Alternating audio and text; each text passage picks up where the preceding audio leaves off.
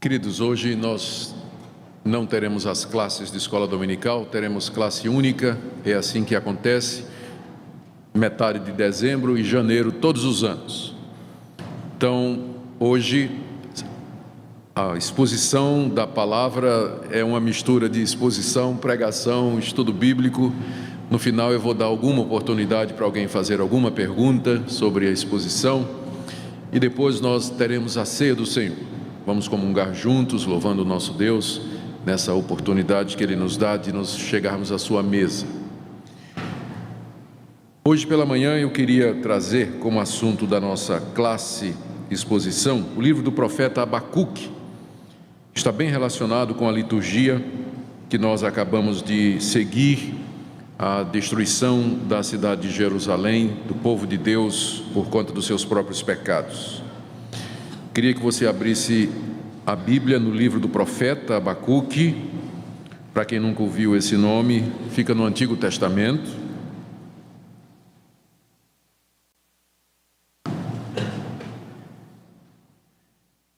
E não faça como aquele pessoal que o pastor disse, vamos abrir em Abacuque, eles pensaram, vamos abrir no Facebook, aí tinha todo mundo vendo celular, essas coisas, nada disso, profeta mesmo. Queria que você deixasse sua Bíblia aberta, porque nós queremos ver o livro todo, certo? Você, ao término de hoje, você não vai mais poder dizer que nunca leu um livro da Bíblia todo. Você vai ler Abacuque todinho hoje, se Deus permitir. O profeta, cujo nome dá o título a esse livro, Abacuque, ele viveu um pouco antes do profeta Jeremias. Ele viveu às vésperas da invasão, da primeira invasão dos inimigos de Israel. Cerca de 600 anos antes de Cristo, ele já se delineava no horizonte a invasão assíria ou dos caldeus, é o mesmo povo. A Assíria havia crescido como uma nação, dominando o cenário mundial, conquistando outras nações, e a Síria agora marchava em direção ao Egito. Só que entre a Síria e o Egito estava o povo de Israel, a nação de Israel, era caminho. E a invasão à Síria era iminente. E Israel tinha tentado fazer aliança com o Egito, tinha tentado se organizar para o combate, mas as possibilidades da nação de Israel ganhar aquela luta era zero. Os assírios eram potência militar da época, a violência dos seus soldados era conhecida. Eu me lembro quando criança, lendo um livro de história feito para o período infantil, de ter visto uma gravura de um soldado assírio colocando o pé no pescoço do soldado derrotado e prestes a cortar sua cabeça com a espada, e outras histórias que diziam do tipo que metiam a mão na boca do derrotado e arrancava a língua pela raiz, coisas escabrosas assim. Eu me lembro, quando era pequeno, eu ficava com medo, de ler tudo aquilo. Mas essas histórias e fontes antigas descrevem a violência desse exército, que conhecia o poderio militar, a força das armas, e conquistava os povos e matava sem piedade, com frequência não deixava prisioneiros. Então era esse povo que estava vindo contra o povo de Deus. E o profeta Abacuque, ele está em crise. E a crise dele começa quando ele olha, primeiro, que o próprio povo de Deus está vivendo um momento espiritualmente ruim.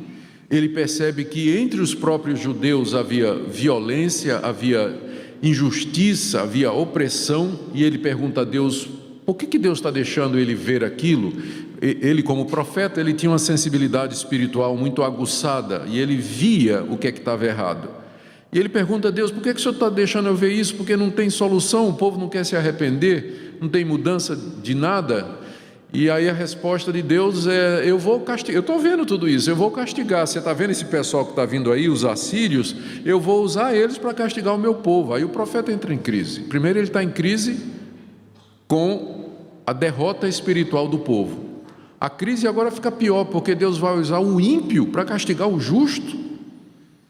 Deus vai deixar o mal prevalecer contra o seu próprio povo. Aí ele pira, né? Vamos dizer assim, entra em crise, diz: eu não estou entendendo mais nada, Deus, como é que o Senhor vai fazer isso? Aí Deus responde: eu vou usar esse povo para disciplinar vocês por todos os pecados que vocês cometeram, mas depois eu vou castigar esse povo. Eu vou castigar esse povo. E haverá um dia em que eu vou castigar toda injustiça e todo pecado que jamais aconteceu no mundo. E você deve viver pela fé nas minhas promessas. Você deve viver pela esperança que você encontra no que eu digo. E essa é a mensagem do livro. O livro que Abacuque escreveu relata esse diálogo, essa crise espiritual que ele teve, essa crise existencial que ele teve, e como ele dialogou com Deus e quais foram as respostas de Deus. E ele termina o livro numa nota de esperança, dizendo que ainda que faltem todas as coisas necessárias para a vida, ainda assim ele vai confiar em Deus, mesmo que ele não entenda os caminhos de Deus, e mesmo que os caminhos de Deus às vezes pareçam difíceis, tortuosos e complicados. Então, essa é a mensagem do livro, estas são as circunstâncias. Deixa eu ver se trazendo esse microfone mais próximo da boca diminui a microfonia, será? Não faz diferença nenhuma? Não é melhor assim? Tá bem. Vamos então para o nosso livro. Vamos começar com a primeira crise do profeta, que é o silêncio de Deus. Está aí do capítulo 1, verso 1 até o capítulo 2, verso 1. Versos 1 a 4. Sentença revelada ao profeta Abacuque.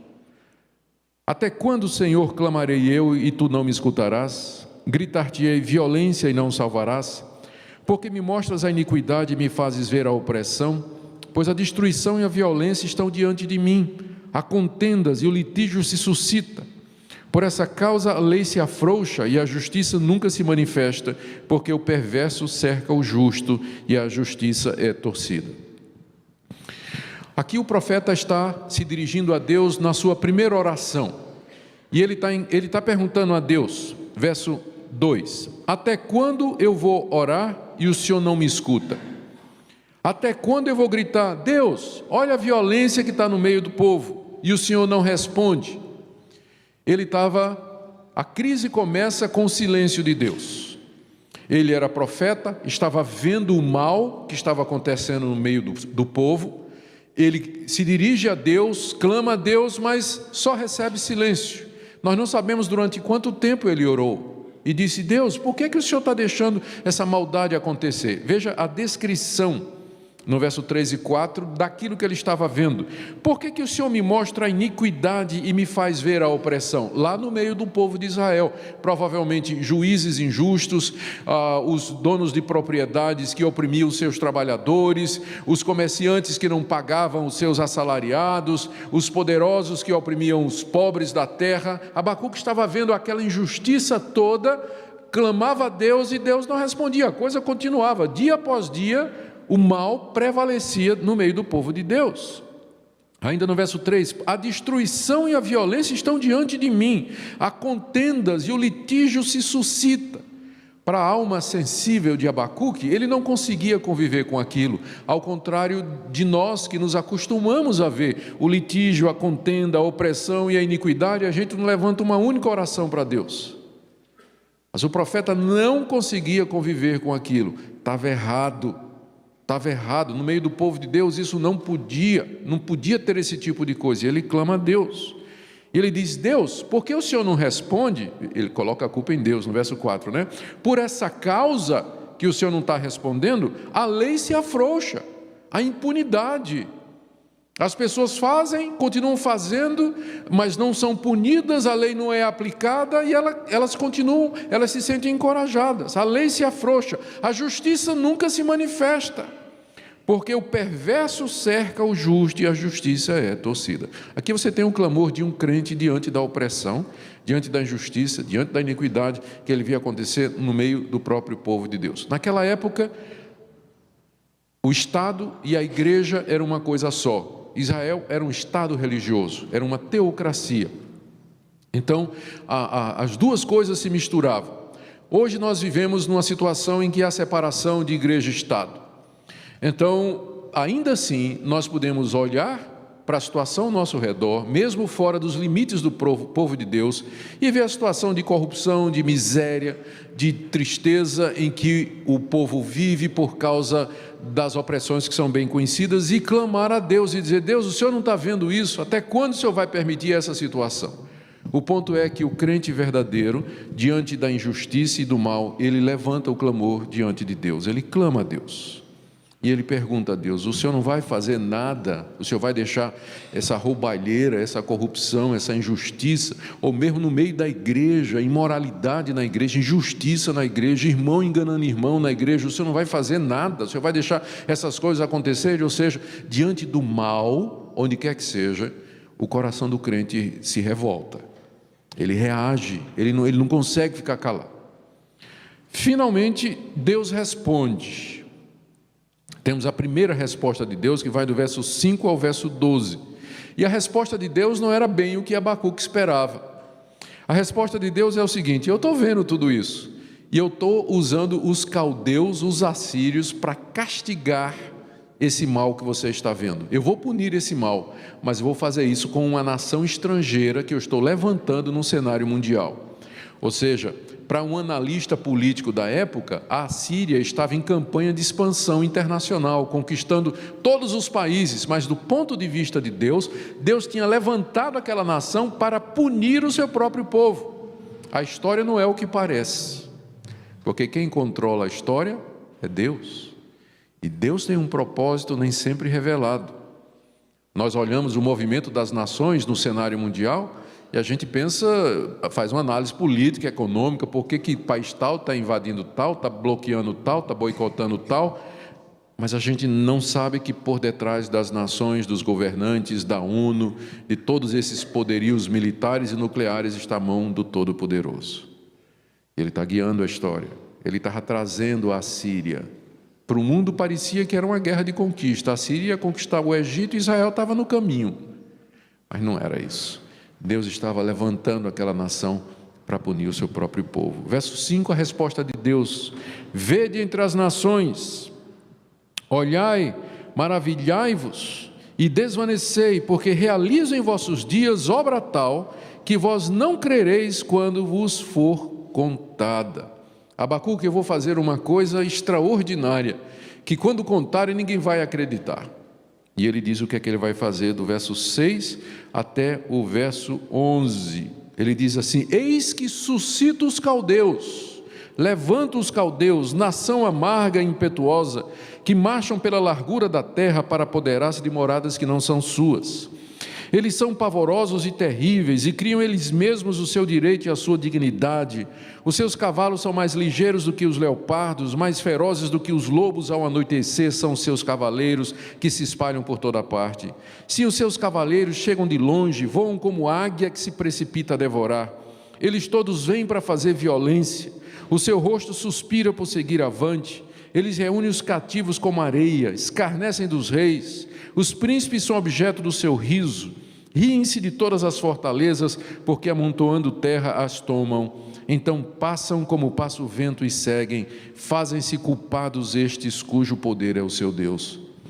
Deus responde a Abacuque dizendo: Abacuque, eu vou fazer uma coisa surpresa, extraordinária, que ninguém vai acreditar. Está vendo aquela nação que está vindo no horizonte? Sou eu que estou levantando eles. Eu é que dei poder ao rei dos caldeus. Eu é que guiei as circunstâncias pela minha providência para que essa nação assumisse a supremacia. Eu é que coloquei no coração do rei o desejo de marchar nessa direção, porque eu estou suscitando os caldeus, estou levantando os caldeus que virão até vocês. E aí Deus dá uma descrição, o poeta faz, o Abacuque faz uma descrição do exército caldeu, simbólico, figurado.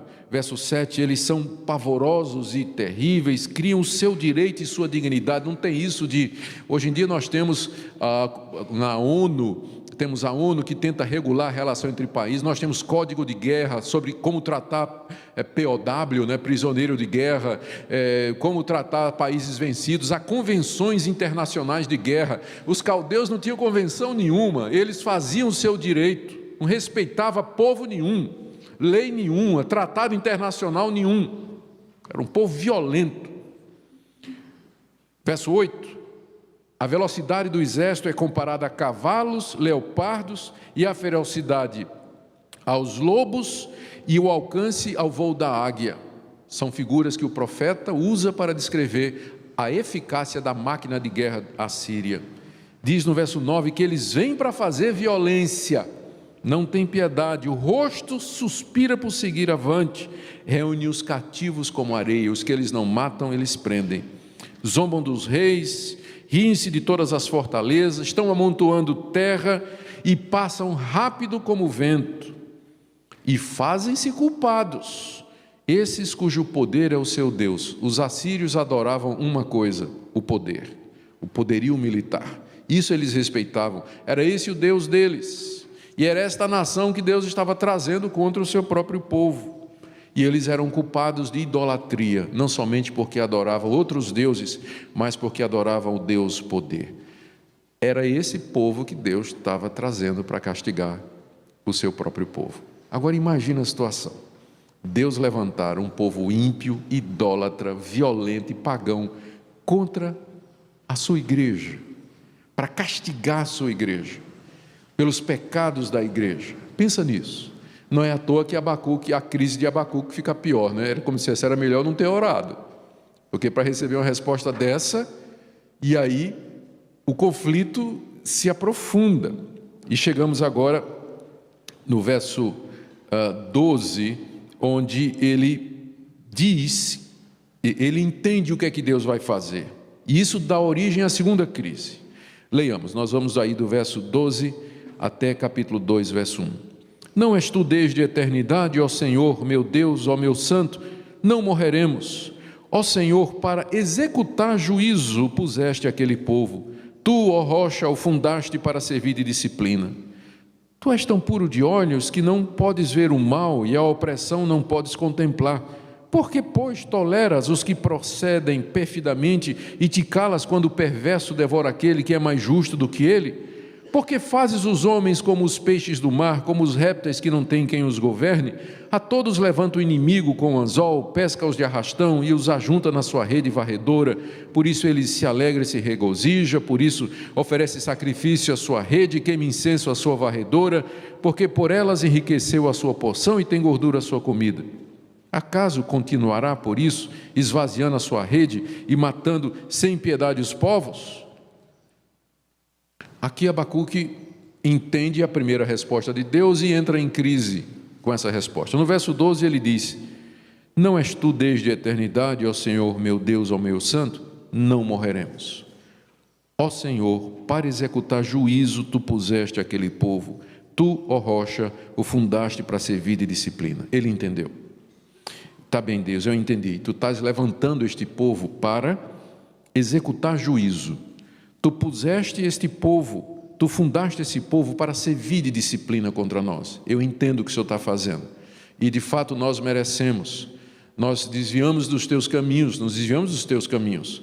E o Senhor agora está trazendo a disciplina e o castigo que nós merecemos. Mas, note aí no meio do verso 12, a expressão, nós não morreremos. O Senhor vai nos castigar, mas isso não vai ser o nosso fim. Nós vamos ser derrotados por este exército, mas o nosso povo não vai acabar. E a gente percebe essa esperança de Abacuque, de que não é o fim, que a destruição não é completa, em algumas coisas que ele diz. Primeiro, não és tu desde a eternidade? Enquanto que os assírios adoram deuses de pau, pedra, madeira, ouro e prata, mas tu és o Deus que é desde a eternidade, tu és o Deus a quem nós adoramos, tu és o único Deus verdadeiro, portanto, o Senhor não vai deixar o seu povo perecer. Em seguida ele se refere a Deus dizendo, ó Senhor, meu Deus, meu santo. A palavra meu aponta para a aliança que Deus tem com o seu povo. De todas as nações, Deus escolheu a nação de Israel e disse: eu sou o Deus de vocês e vocês são o meu povo. Quando Abacuque diz meu Deus santo, ele está invocando os termos da aliança, dizendo assim: Deus, lembra-te que tu nos escolheste para ser o teu povo. Tu és o meu Deus, o nosso Deus, e nós somos o teu povo. O Senhor vai nos castigar, mas não castigue a ponto de nos destruir. Não nos faça perecer e desaparecer do planeta. Não apagues o nosso nome de entre as nações. Estas coisas mostram a esperança do profeta, até quando ele diz, se refere a Deus, o nome de Deus que aparece aqui, Senhor, e Yahvé, que é o nome da aliança. 2 vezes aparece aqui no verso 12, é o nome da aliança que Deus tem com o seu povo, e no final ele diz: tu, ó rocha, o fundaste para servir de disciplina. Deus é a rocha, inabalável, imutável, seus propósitos não haverão de mudar. Ele amou o seu povo e escolheu o seu povo, e isso não vai mudar. Pode ser que Deus castigue por um tempo, mas não finalmente, de maneira terminal e radical e crítica, mas nós, depois da disciplina, seremos restabelecidos. Tudo isso está aqui, o profeta percebe tudo isso, há esperança no meio da compreensão. Isso é muito importante para todos nós. É assim que Deus continua a agir hoje. Ele continua a se importar com os nossos erros, Ele continua a não concordar com os nossos erros, Ele continua a nos disciplinar e corrigir pelos nossos erros, mas Ele é o nosso Deus, Ele é a rocha, o Deus que é desde a eternidade. O seu amor por nós não muda. Como um pai que castiga o seu filho, Deus também nos corrige, e o amor dele é eterno. Essa expressão, como um pai que corrige o seu filho, está cada vez menos fazendo sentido, cada vez mais não fazendo sentido para o brasileiro, né? Porque é até proibido fazer isso hoje. Sublinhar as lições, não é? Nem podemos fazer isso. Passar o lápis amarelo. Mas como um pai corrige o seu filho, então a quem ama, Deus assim faz também. Mas aí o problema agora do profeta não é o fato de que Deus vai corrigir o seu povo, mas é o instrumento que Deus vai usar, que são exatamente os assírios, a nação mais ímpia da época. Aí veja a crise no verso 13: tu és tão puro de olhos que não podes ver o mal, e a opressão não podes contemplar. Ele conhece o caráter de Deus. A pureza de Deus é tanta que Deus não pode nem contemplar o mal. Deus não pode contemplar a opressão. Tal a sua santidade provoca repulsa em Deus, o mal, o pecado e a opressão. Mas Deus, se tu és assim, se tu és tão puro que nem o mal o Senhor pode contemplar, por que o Senhor tolera os caldeus? Por que toleras os que procedem perfidamente? Está se referindo aos caldeus.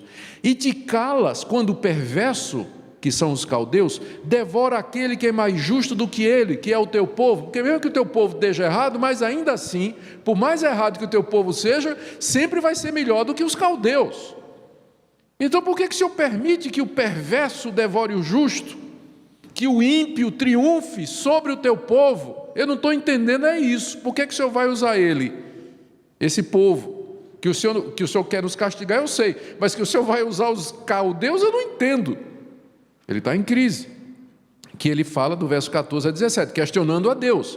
Por que o Senhor faz que os homens sejam como os répteis do mar, peixes do mar, os répteis que não tem quem governe? Porque eles levantam o inimigo com anzol. Ele usa aqui a figura do pescador que usa rede e anzol para dizer que o exército assírio é como esse pescador com vários tipos de redes e anzóis, sai pescando os povos e juntando e tudo, e Deus não faz nada. E o pior, no verso 16, quando ele acaba a pescaria, ele oferece sacrifício à rede e queima incenso à rede varredora. Por quê? Porque ele pensa que foi aquela rede que lhe trouxe aquela prosperidade. O que é que ia acontecer quando os caldeus acabassem de conquistar Israel? Eles iam queimar incenso a os seus deuses. Porque eles iam pensar que quem deu a vitória foi quem? Os deuses que eles adoravam. Não é assim que até hoje as pessoas funcionam? Você vê no jornal dizendo: agradeço a Santa Maria, ou a Virgem Maria, ou São João do não sei de que, São Bartolomeu, por uma graça alcançada. Quando alguma coisa boa acontece com a pessoa, ela agradece aos seus deuses, quaisquer que sejam. Era como se Abacuque dissesse: Deus, se o Senhor deixar esse povo destruir a gente, o Senhor é culpado de idolatria, porque eles vão adorar ainda mais os deuses deles. Vão queimar incenso para a rede deles, queimar incenso para o anzol, vão pensar que foi por conta disso. Verso 17, isso vai continuar? Eles vão continuar esvaziando a rede para encher de novo e matando sem piedade os povos? Por que o Senhor está fazendo isso? E Abacuque pensa, é o velho problema do mal, não é? Que a gente chama em teologia de teodiceia. A presença do mal no mundo. De onde vem o mal? Por que Deus permite o mal? E o pior, por que Deus usa o mal, às vezes, para cumprir os seus propósitos? E o profeta entra em crise existencial. Como é que é isso? Eu não entendo isso. E aí ele resolve tomar uma decisão. Ele entende o caráter de Deus, mas ele resolve esperar. Veja aí o capítulo 2, verso 1. Por-me-ei na minha torre de vigia, colocar-me-ei sobre a fortaleza, e vigiarei para ver o que Deus me dirá e que resposta eu terei à minha queixa. O profeta simplesmente aquieta o coração e disse: eu vou esperar o que é que Deus vai me dizer. Eu vou subir na minha torre de vigia e vou aguardar a resposta de Deus. Como guarda que está na torre olhando o horizonte, à espera de um mensageiro que surja, montado a cavalo, trazendo uma mensagem de esperança. Ele diz: eu vou ficar lá em cima olhando para ver a resposta de Deus. A gente tem que aprender não somente a orar, mas a gente tem que aprender a esperar a resposta de Deus. É o que o profeta diz aqui: eu vou aguardar a resposta de Deus. Porque às vezes a gente ora e quer que Deus responda na hora, né? Claro que Ele pode responder na hora, mas 1000 anos para o Senhor é como o dia. Então, o calendário de Deus não é o mesmo nosso, e o relógio dele não tica na mesma velocidade. Então a gente pede a Ele, ora, suplica coisas, e a gente fica impaciente quando passa um dia, 2, 3, e até a gente para de orar, não é? Mas é que Deus tem o tempo dele de responder, e o profeta entendeu. Ele disse: eu vou esperar, vou ficar na torre de vigia para ver o que é que Deus vai dizer. Meus irmãos, Deus às vezes se mantém silencioso, mesmo quando provocado. E quando Ele responde, nem sempre a resposta dele é de acordo com o que nós queremos. É o que Abacuque está experimentando aqui. Quando Deus está silencioso, a resposta, como nós vemos aqui em Abacuque, é você orar e se queixar. Não faz mal você se queixar, não. Porque é exatamente o que o profeta está fazendo aqui. Deus, eu não estou entendendo isso. Por que está acontecendo isso? Mas o Senhor não é santo, o Senhor não é verdadeiro. Por que o mal está acontecendo? Ele não largou Deus. Ele não deixou a crise existencial de fé afastá-lo de Deus. Ao contrário, isso fez com que ele se apegasse mais a Deus. Ele queria respostas. Nós passamos por crises na vida, motivadas por problemas que nos acontecem, por questões intelectuais às vezes por questão de comportamento, problemas relacionais, que colocam a nossa fé em xeque. E nós ficamos nos perguntar: Deus de fato existe? E se Ele existe, por que Ele não se manifesta? Por que Ele fica silencioso? Ou por que quando Ele age parece que Ele privilegia o mal e o bem parece que não prevalece? Parece que só quem é esperto, desonesto e corrupto é que leva vantagem. Quem faz o mal sai ileso, mas quem quer andar certinho, esse sempre acaba levando na cabeça, levando a pior. Eu sei que nós passamos por muitas crises, mas o caminho sempre vai ser o mesmo. É se chegar a Deus e dizer tudo isso a Ele, dizendo: Deus, eu não estou entendendo o Senhor. Não sei porque que essas coisas estão acontecendo. Eu preciso que o Senhor me explique. Quero que o Senhor me responda. E se apegar a Ele. Porque por mais que você tenha ajuda de outras pessoas, e nós sempre nos colocamos à disposição para ajudar as pessoas, mas a resposta mesmo vem de Deus no coração. Deus que fala, Deus esclarece, Deus ilumina o coração para nós entendermos a sua vontade. Vamos correr então para a resposta de Deus, queridos. O caminho proposto por Deus está aí do verso 2 até o verso 20. O que Ele vai dizer, a resposta que Ele vai dar a Abacuque é a seguinte: Abacuque, eu vou usar esse povo ímpio para castigar vocês, mas depois eu vou castigar esse povo. A Síria vai servir de chicote, mas depois eu vou castigar o chicote. Eu vou punir o feitor, o carrasco, pelos seus próprios pecados. É o que ele diz aqui do verso 2 até o verso 20. É todo o restante do capítulo. Nós vamos lendo por partes. Primeiro, Deus diz a Abacuque: Abacuque, eu vou te fazer uma promessa e essa promessa é certa. Verso 2: o Senhor me respondeu, finalmente, não é? O Senhor me respondeu e disse: escreve a visão que eu vou te dar, Abacuque, escreve a visão, grava sobre tábuas, para que possa ler até quem passa correndo, porque essa visão que eu vou te dar ainda está para se cumprir no tempo determinado, mas se apressa para o fim e não falhará. E se tardar, espera-o, porque certamente virá, não tardará. Essa é a resposta de Deus. Ele diz: Abacuque, eu vou te dar uma visão, eu vou te mostrar o que é que eu vou fazer, e quando eu fizer isso, você vai gravar essa visão em tábuas. Grava bem gravado, com letra bem grande, para que até se uma pessoa passa correndo, ela vai conseguir ler.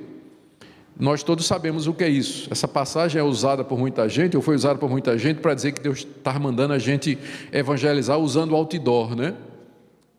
Coloca o outdoor, a mensagem do evangelho, de maneira que quem passa correndo consiga ver. Eu não sei se Deus está mandando a gente usar outdoor. A gente pode usar outdoor, pode usar o que for para espalhar o evangelho, mas o ponto aqui que Deus está dizendo a Abacuque é o seguinte: pode escrever o que eu estou dizendo, porque vai acontecer. Escreva com letra bem grande, porque o que eu estou dizendo vai acontecer. Deus está querendo assegurar o profeta da veracidade da sua promessa. E ele diz: o que eu vou fazer não vai acontecer agora. Por isso que eu quero que você escreva.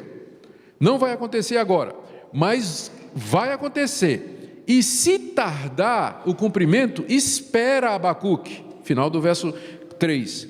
Porque certamente virá, não tardará. Deus responde ao profeta dizendo: pode escrever. E é isso que o profeta fez. O livro do profeta Abacuque é o registro da visão. Ele escreveu e está aqui. Está aqui para nós até o dia de hoje, para nós vermos a veracidade de Deus. E eis a visão no verso 4. Eis o soberbo aqui é o rei da Síria, o rei dos caldeus. Eis o soberbo, a sua alma não é reta nele, mas o justo viverá pela sua fé. Eis aqui esse soberbo, a alma dele não é reta. Eu vou destruí-lo, eu vou puni-lo. Enquanto isso, você vai viver pela fé na minha promessa. Você vai viver pela fé na minha veracidade, na minha palavra empenhada. E aqui é o desafio que Deus faz a Abacuque. Abacuque, aguenta. Vai acontecer a invasão. Vocês vão ser invadidos, vocês vão ser destruídos, muita gente vai morrer, mas aguente firme na minha promessa, porque eu vou punir esse povo, eu vou reverter essa situação. Então aqui agora você já sabe o que é fé. Fé é você confiar em Deus, mesmo quando tudo dá errado. Fé é você pegar-se nas palavras de Deus e nas promessas de Deus e viver por elas, mesmo quando todas as circunstâncias são adversas. Mesmo quando tudo parece dar errado, ou que não vai dar em nada, e que não tem saída, não tem luz no fim do túnel. Você parece que está em queda livre, só lhe espera o chão lá embaixo. Fé é você confiar naquilo que Deus prometeu. E onde estão as promessas de Deus? Estão aqui nessa visão gravada. Estão aqui nas páginas desse livro escrito por homens inspirados por Deus, por mando de Deus, exatamente para inspirar e encorajar o seu povo em momentos de crise. Confia em mim, Deus diz. Confie no que eu disse, confie nas minhas promessas, confie naquilo que eu mandei registrar, na visão escrita com letras grandes, que até quem passa correndo pode ler. O justo viverá pela fé. Nós não vivemos por vista, gente. Que se a gente for viver por vista, esse mundo está de cabeça para baixo, o perverso prevalece, a injustiça acontece, nós morremos, coisas ruins acontecem com gente boa, e coisa boa acontece com gente ruim. Se nós formos viver olhando para a aparência desse mundo, nós vamos viver em crise. Os valores se afrouxam, as verdades de Deus estão sendo cada vez mais esquecidas, mas o justo vive pela fé. O justo aqui não é o perfeito, mas aqui no Antigo Testamento o justo é o nome para aquele que confiava em Deus, para o servo de Deus, que temia Deus, que queria praticar a verdade de Deus e que era justificado mediante essa fé em Deus. Essa passagem aqui de Abacuque é usada 3 vezes no Novo Testamento para dizer a mesma coisa. Nós somos salvos pela fé, nós vivemos pela fé, pelas promessas de Deus. Esta é a mensagem do livro de Abacuque. O justo vive pela fé. No meio daquela calamidade, face ao perigo, a confiança em Deus. E aí a visão vem. Eu vou passar rapidamente aqui, são 5 ais sobre os caldeus, que começam no verso 6. O prefácio está no verso 5. Aqui é a visão que Deus deu a Abacuque sobre a futura destruição do rei da Assíria e do exército caldeu. Assim como o vinho é enganoso, tampouco permanece o arrogante, que é esse rei aí, cuja gananciosa boca se escancara como o sepulcro, e é como a morte, que não se farta. Ele ajunta para si todas as nações e congrega todos os povos. É Deus dizendo, esse rei é um sepulcro aberto, a boca dele. Ele tem sede de poder, ele está pegando tudo que ele pode, mas ele é como o vinho. Você toma vinho, o efeito no dia seguinte você está de ressaca se tomar muito. Estou falando isso não é porque é de experiência não, tá? Porque alguém me disse. Então... Não, eu fiz isso antes da minha conversão, eu sei muito bem do que é que eu estou falando. Antes de conhecer a Jesus, eu sei exatamente o que é que o verso 5 está dizendo. Os efeitos que duram uma noite e depois a ressaca. Da mesma forma como o efeito do vinho passa de um dia para o outro, também o poder desse rei vai passar. E aí 5 ais, verso 6. Não levantarão, pois, todos estes contra ele, o ele aqui é o rei da Síria, um provérbio, um dito zombador, dirão. Aí, primeiro ai, o que é que Deus está dizendo a Abacuque? Um dia, o pessoal vai olhar para trás e vai dizer do rei da Síria, era aquele rei, olha o que aconteceu com ele.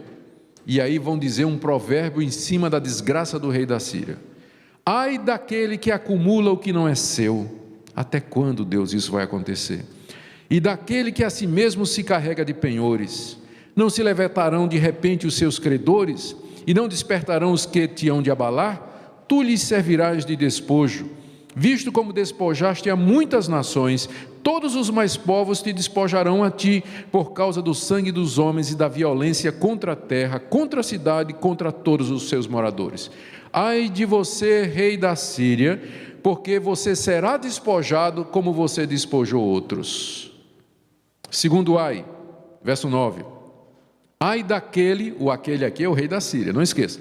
Ai daquele que ajunta em sua casa bens mal adquiridos, para pôr em lugar alto o seu ninho, a fim de livrar-se das garras do mal. Vergonha maquinaste para a tua casa, destruindo tu a muitos povos, pecaste contra a tua alma, porque a pedra clamará da parede e a trave lhe responderá do madeiramento. Aqui é o juízo do rei da Síria, que será trazida como testemunha, a pedra, a trave, a madeira, o tijolo, todas as ruínas que ele provocou, e aquelas pedras clamarão contra ele, dizendo, foi esse o homem que nos destruiu. Ai dos que enriquecem, é o segundo ai. Ai dos que enriquecem de maneira ilícita. E vocês pensam que isso aqui é só contra o rei da Síria, gente? Não, não. Ai dos que enriquecem de maneira ilícita, que adquirem bens como aquele rei adquiriu. O terceiro ai, do verso 12 a 14, é contra os violentos. Ai daquele que edifica a cidade com sangue e fundamenta com iniquidade. Não vem do Senhor dos Exércitos que as nações labutem para o fogo e os povos se fatiguem em vão? Pois a terra se encherá do conhecimento da glória do Senhor, como as águas cobrem o mar.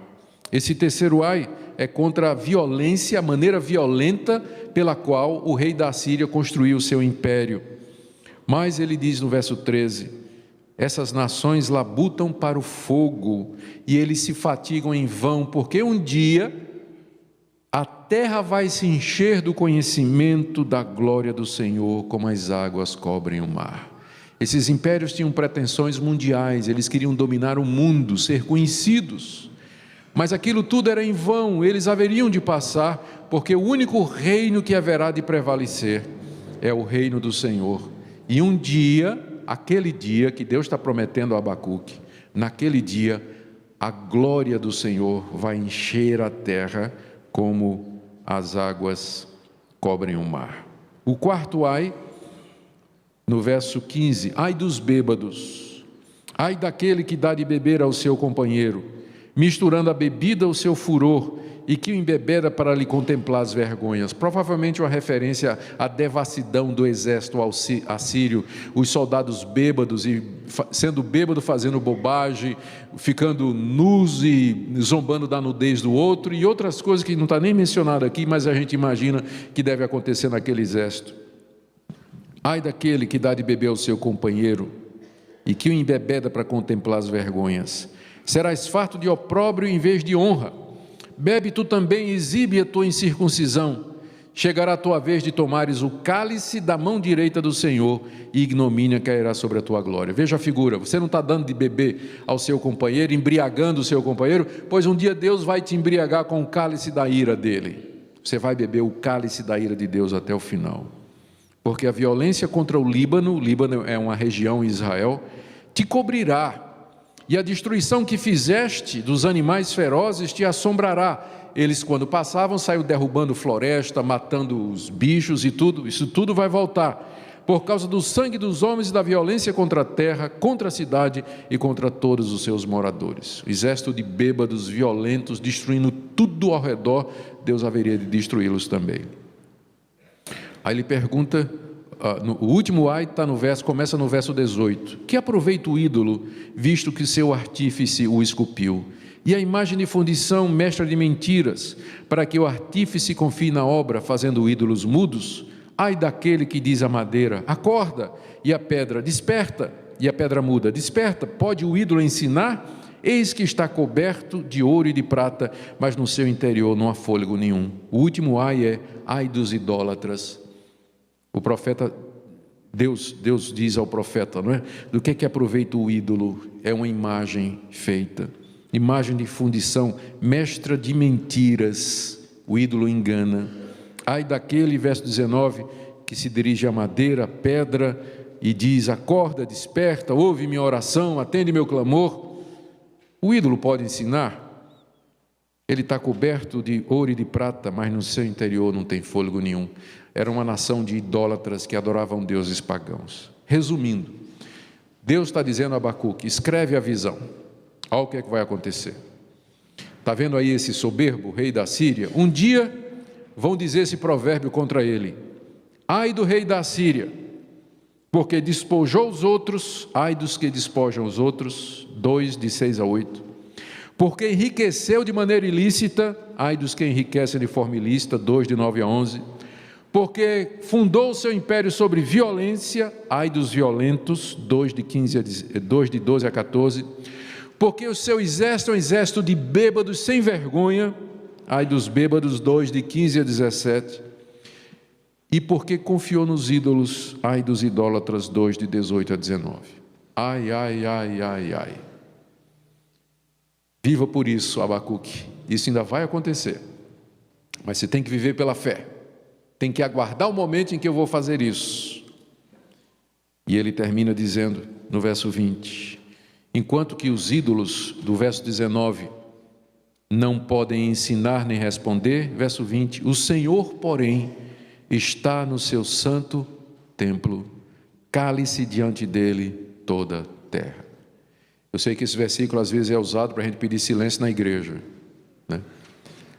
Já viram esse verso sendo usado para isso? Não tem nada a ver. A gente tem que ficar em silêncio na igreja para poder escutar, né, o que está sendo dito. Mas não tem nada assim: entrou na igreja, Deus está no seu templo, calado, né? Ninguém pode Não é isso. O que ele está dizendo aqui é o contraste com os ídolos. Enquanto que os ídolos são mudos e não respondem e não atendem, Deus está no seu santo templo. O santo templo aqui não é somente uma referência ao templo em Jerusalém, mas o céu é o trono de Deus e a terra é o escabelo dos seus pés. Ele domina sobre tudo e todos. Parece que o rei da Síria está tendo domínio, mas quem de fato reina, quem está no seu templo, dominando tudo e todos, é o Deus Todo-Poderoso de Israel. Cale-se diante dele toda a terra, em reverência a ele, em temor diante dele, porque ele tem todo o poder. Estamos terminando. Capítulo 3, terceira oração de Abacuque. Diante de tudo isso vem a reação de Abacuque. Vocês percebem que o livro é em cima de um diálogo, não é? Abacuque pergunta, Deus responde. Aí Abacuque pergunta, Deus responde. Então Abacuque orou 2 vezes, Deus não respondeu a primeira, respondeu a segunda, e aí vem agora a terceira oração de Abacuque, que é, na verdade, todo o capítulo 3, onde nós temos uma oração de Abacuque, versos de 1 a 2, o canto dele, de 3 a 15, o seu testemunho, de 16 a 19. E é o capítulo que termina com esperança. Vamos lá então, primeira oração, versos 1 e 2, oração do profeta Abacuque sob a forma de canto. E veja aí no final do livro, no verso 19, ao mestre de canto para instrumentos de corda.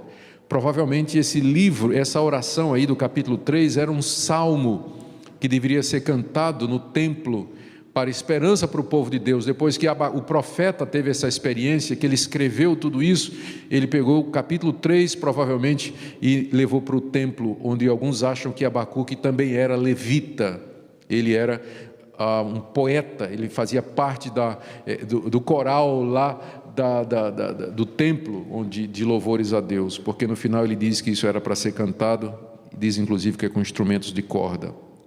A oração é essa, verso 2: tenho ouvido, ó Senhor, as tuas declarações, essa que estão no capítulo 2 que a gente acabou de ver, e me sinto alarmado. Aviva a tua obra, ó Senhor, no decorrer dos anos, e no decurso dos anos faze-a conhecida. Na tua ira lembra-te da misericórdia. Abacuque, diante da visão que Deus deu, da destruição de Israel e depois da destruição dos ímpios, ele se sente alarmado diante do que vai acontecer, porque o que se avizinhava era terrível. Mas aí ele faz uma oração, ele pede a Deus: aviva a tua obra, ó Senhor. A obra aqui tem várias maneiras de interpretar isso aqui. Eu vou seguir a interpretação mais conhecida e popular. Aviva a tua obra no meio do teu povo. Agora o teu povo está nessa situação de frieza, por isso que o Senhor está vindo contra nós, mas aviva o teu povo, desperta o teu povo para que o teu povo se arrependa, para que o teu povo se volte para ti, confesse os pecados, pratique a verdade, para que esse juízo não venha sobre nós. Aviva a tua obra. Então, se essa interpretação está correta, aqui você tem uma oração pelo avivamento espiritual. O profeta está dizendo assim: Deus, a causa então da desgraça é o teu povo, nós te desobedecemos, então aviva a gente, fala ao nosso coração, desperta-nos, ó Deus, tira-nos da letargia, da indiferença, da dureza de coração, abre os nossos olhos. Oração correta, porque é isso mesmo que nós temos que fazer, diante da crise, diante da situação, da sensação de perigo, de que alguma coisa de fato vai acontecer pelos nossos pecados, é clamar a Deus e dizer: Deus, o problema não é o mundo, o problema é a igreja.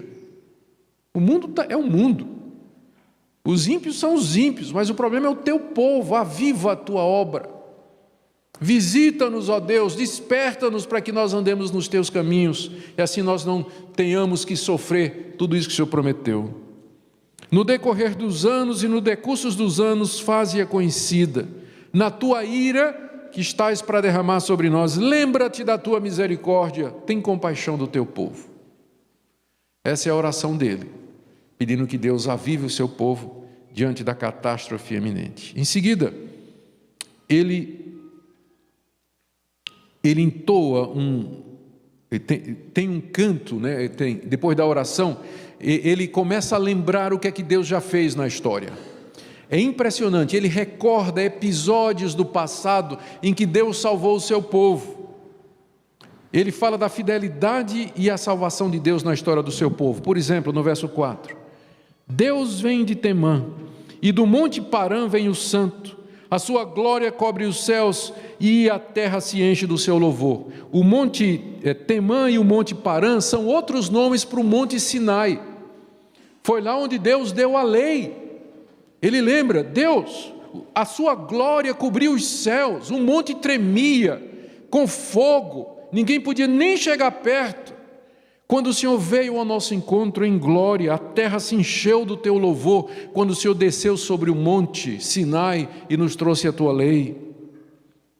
Versos 5 e 9, aliás, o verso 4 também fala do monte Sinai: o seu resplendor é como a luz, raios brilham na sua mão, e ali está velado o seu poder, a glória de Deus lá no monte Sinai. Versos 5 a 6, adiante dele, de Deus, vai a peste, e a pestilência segue os seus passos. Ele para e faz tremer a terra, olha e sacode as nações, esmigalham-se os montes primitivos, e os outeiros eternos se abatem. Quem sabe aqui é uma referência ao Egito, os grandes milagres que Deus fez no Egito, quando ele mandou a peste contra os egípcios, mandou aquelas pragas contra aqueles povos, esmigalhou os inimigos de Deus, sacudiu as nações. Ele está lembrando, Sinai, Egito, segue até uma sequência, né? Meio assim, uma cronologia próxima. Os caminhos de Deus são eternos. Veja aí do verso 7 do verso 7 em diante, ainda está falando, desculpem, esses juízos contra o Egito, na verdade é de 5 até o 8. Os caminhos de Deus são eternos. Vejo as tendas de Cusã em aflição. Cusã é outro nome para o Egito. Os acampamentos da terra de Midian tremem. Acaso é contra os rios, contra o rio Nilo, Senhor, que o Senhor transformou em sangue? É contra os rios, Senhor, que estás irado? É contra os ribeiros a tua ira, ou contra o mar que o Senhor abriu para que o teu povo entrasse? O teu furor, já que andas montado nos teus cavalos, nos teus carros de vitória? E parece que ele está relembrando aqueles atos poderosos de Deus, quando abriu o mar, quando transformou a água em sangue, quando mandou a peste contra aquele povo. Ainda no verso 9, tiras a descoberto o teu arco, e farta está a tua aljava de flechas, tu fendes a terra com rios. Talvez ainda no verso 10, eu tenho anotado aqui uma referência sobre a abertura do Mar Vermelho. Os montes te veem e se contorcem, passam torrentes de água, as profundezas do mar fazem ouvir a sua voz e levantam bem alto as suas mãos, como que quando ele abriu o Mar Vermelho, as duas paredes de água eram como mãos levantadas para o céu, louvando a Deus. E também no verso 15, marchas com os teus cavalos pelo mar, pela massa de grandes águas. Quem não pensa em Josué?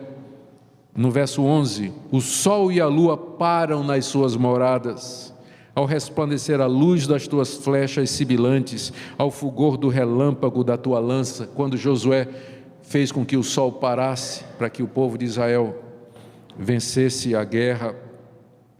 Conquista de Canaã, versos 12 em diante, na tua indignação marchas pela terra, na tua ira calcas aos pés as nações, tu sais para salvamento do teu povo, para salvar o teu ungido, feres o telhado da casa do perverso, lhe descobres de todo o fundamento, traspassas a cabeça dos guerreiros do inimigo com suas próprias lanças, os quais como tempestade avançam para me destruir, regozijam-se como se estivessem para devorar o pobre às ocultas. Aqui nos lembra a conquista de Canaã, quando Deus esmigalhou aqueles povos. O que é que Abacuque está fazendo aqui, gente?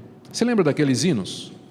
Se da vida as vagas procelosas são, se com desalento julgas tudo em vão, contas muitas bênçãos, dize-as de uma vez, e verás surpreso quanto Deus já fez. Conta as bênçãos. Todo mundo conhece esse hino. Qual o ponto desse hino? Quando você está abatido, desanimado, lembra do que Deus já fez. Olha para trás, olha para a história, conta as bênçãos. lembra das intervenções de Deus no passado, lembra dos salvamentos, dos livramentos. É isso que Abacuque está fazendo aqui. Ele quer trazer à memória aquilo que pode lhe dar esperança. Ele lembra como Deus veio no Monte Sinai, como Deus parou o sol e a lua, como Deus abriu o mar vermelho, como Ele trouxe grandes milagres na terra do Egito, como Ele conquistou para o seu povo aquelas nações na terra de Canaã. E quando ele se lembra de tudo isso, ele diz: ainda é o mesmo Deus. O que Ele fez ontem, Ele fará hoje e fará para sempre. É o mesmo Deus. Lembrar da história nos traz esperança. Esse é um método de Abacuque. Lembrar da história, do passado. Quem é que Deus, o que é que Deus já fez? E ele termina então. Eu estou terminando, prometo aqui. Com o testemunho dele. O verso 16. Ouvi-o e o meu íntimo se comoveu. E a sua voz tremeram os meus lábios. Entrou a podridão nos meus ossos e os joelhos me vacilaram. Pois em silêncio, olha aqui, em silêncio eu devo esperar o dia da angústia que virá contra o povo que nos acomete. Ele entendeu. E eu agora vou ficar em silêncio e vou esperar o dia da angústia que Deus vai trazer contra esse povo que está cometendo a gente. Eu vou viver pela fé. Às vezes viver pela fé é ficar quieto. Esperar em silêncio. Estou esperando em Deus somente. E ele termina com expressão de confiança. Ainda que a figueira não floresça, nem haja fruto na vide, o produto da oliveira minta, os campos não produzam mantimento, as ovelhas sejam arrebatadas do aprisco, e nos currais não haja gado, todavia eu me alegro no Senhor, e exulto no Deus da minha salvação. O Senhor Deus é minha fortaleza, e faz os meus pés como da corça, e me faz andar altaneiramente. Ainda que a figueira não floresça, porque os assírios vão destruir todas as plantações, nem haja fruto na vide, porque eles vão comer de tudo, feito gafanhotos. O produto da oliveira minta, não tenha mais oliva, não tenha mais azeitona, não tem mais nada.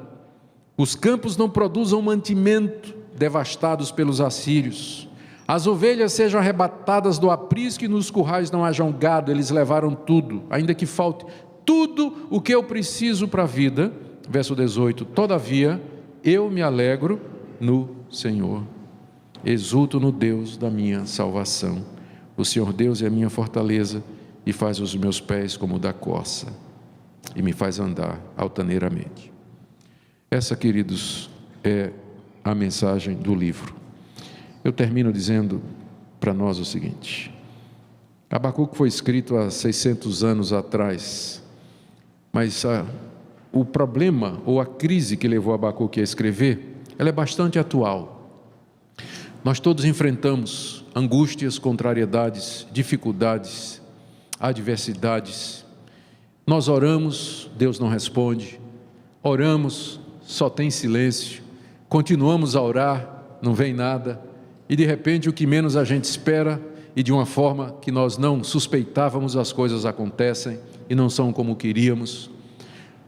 O justo vive pela fé.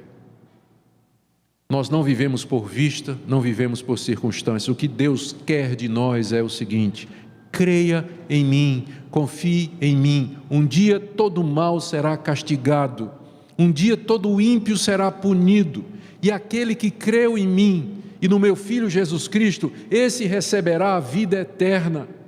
Esse entrará no novo céu e na nova terra, onde habita a justiça, a felicidade. Eu reservei a felicidade eterna para vocês. Na casa do meu Pai, disse Jesus, há muitas moradas, eu vou preparar lugar. Deus preparou um reino eterno para o seu povo. Esse reino está por vir, se tardar, espera-o. Porque o justo vive pela fé. A gente vive na expectativa da chegada do reino de Deus. Por isso, gente, não se apegue às coisas desse mundo, à sua propriedade, ao seu bem, ao seu emprego, as coisas que você tem. Não se apegue a nada disso, porque você tem hoje e amanhã você não tem. Nós temos que viver olhando para as promessas de Deus. As coisas que se veem, elas são temporárias, as que não se veem são eternas, e nós vivemos por isso. Amém? Deus querido, nos ajuda a colocar em prática isso, que às vezes parece tão difícil. Quando a crise vem, o problema vem, a angústia vem, as dificuldades vêm. Nos ajuda a confiar nas tuas promessas, de que o Senhor não desampara o seu povo. Em nome de Jesus. Amém. Queridos, como eu disse, eu quero dar oportunidade para uma ou duas perguntas. Talvez alguém queira fazer alguma pergunta sobre o que foi falado aqui. Alguma coisa que não ficou clara. Tem alguém lá atrás? Por favor, se puder chegar mais para perto, enquanto o microfone vai. E depois dele mais alguém? Se eu tenho uma pergunta aqui, e nós vamos encerrar. Por favor. Primeiramente, quero agradecer ao meu Deus, ao nosso Deus, pela essa mensagem que Ele nos trouxe através do Senhor. Segundo, agradecer ao Senhor pelo preparo que o Senhor tem. E quero lhe fazer uma pergunta. O povo judeu, Israel, continua sendo o povo eleito? Qual o seu parecer? O meu parecer é, meu parecer é o da igreja presbiteriana. A nossa confissão de fé, ela diz que Deus tem apenas um povo.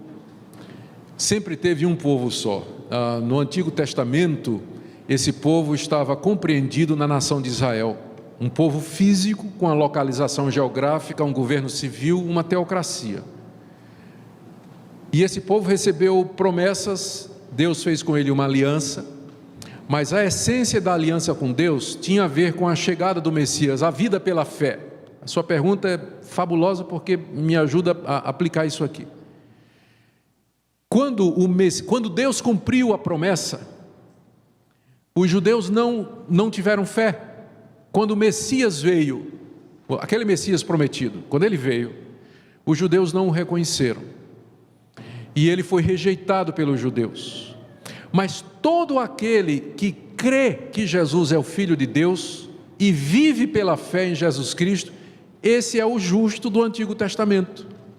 Esse é o povo de Deus. Então, o povo de Deus hoje, ele não está mais circunscrito a uma nação como é a nação de Israel.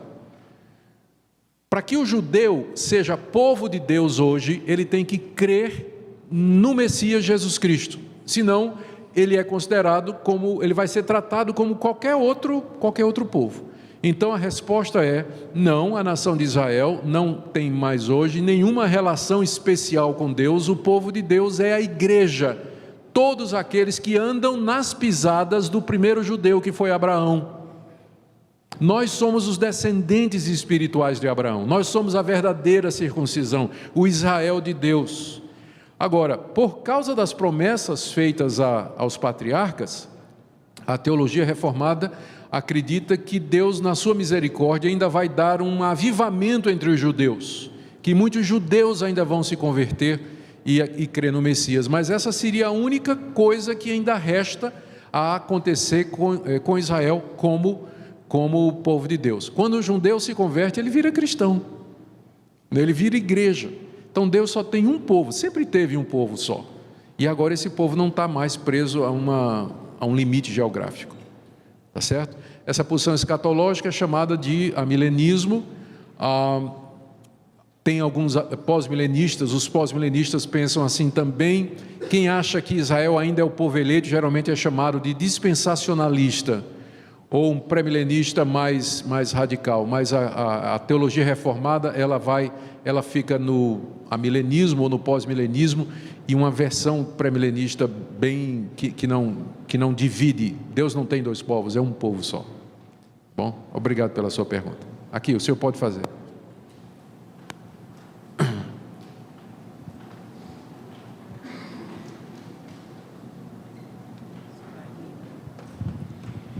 Reverendo, Jesus escreveu as tábuas dos 10 mandamentos. Moisés. Jesus só escreveu na areia. 2 vezes. 2. E escreveu na areia o pecado do homem, né? Certo? Então, ele escreveu 3 vezes. Por que ele escreveu na areia? Porque ele não ama o pecado.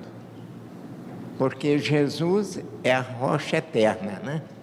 Ele escreveu as tábuas dos 10 mandamentos, para que toda a humanidade seguisse os mandamentos. Sim. Certo? Certo. Eu não entendi a pergunta.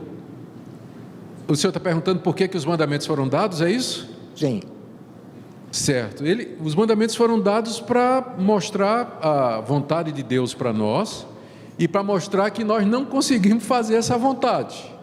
Certo. Os mandamentos foram dados para enquadrar a gente, não é para que a gente perceba que precisamos de um Salvador. Paulo diz que a lei ela funciona como um pedagogo, como um mestre que nos empurra para Cristo.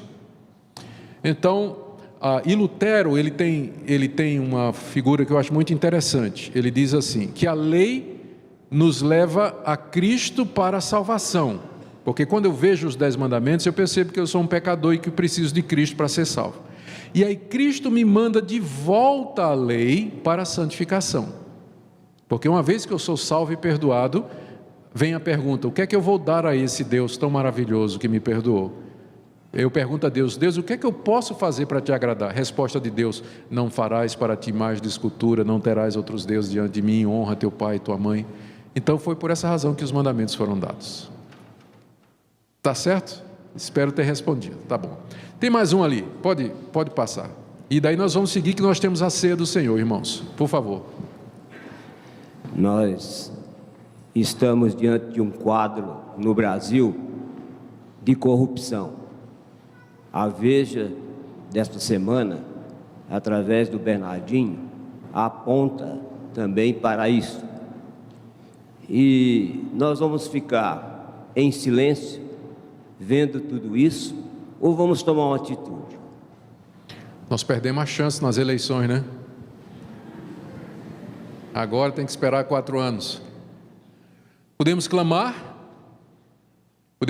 a Deus como profeta, pedir a Ele que olhe para esse povo sofrido, essa injustiça e tudo mais, e usar de todos os meios democráticos possíveis para combater a corrupção.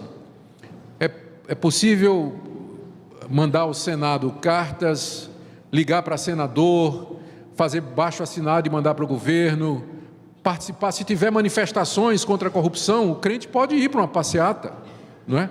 E participar, se for pacífica e não tiver violência, e não insultar a presidente, porque ela continua sendo nossa presidente e a Bíblia manda a gente honrar as autoridades. Eu discordo quando o pessoal zomba, ironiza e insulta a presidente. Eu não concordo com ela, mas a gente tem que respeitar porque ela é autoridade constituída. Então, dentro desses limites, o cristão deve se engajar e fazer tudo que a lei permite para combater.